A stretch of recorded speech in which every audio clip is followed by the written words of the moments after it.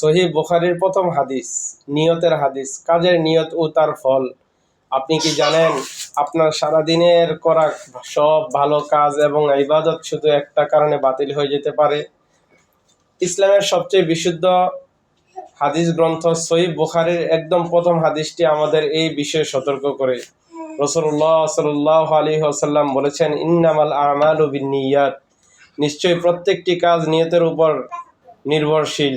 অর্থাৎ আপনি কি কাজ করছেন তার চেয়ে বেশি গুরুত্বপূর্ণ হলো আপনি কাজটা কেন করছেন।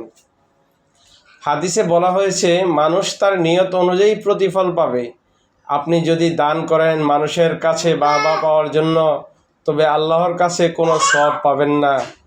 কিন্তু ছোট একটা ভালো কাজও যদি কেবল আল্লাহকে খুশি করার জন্য করেন, তবে তার প্রতিদান হবে বিশাল।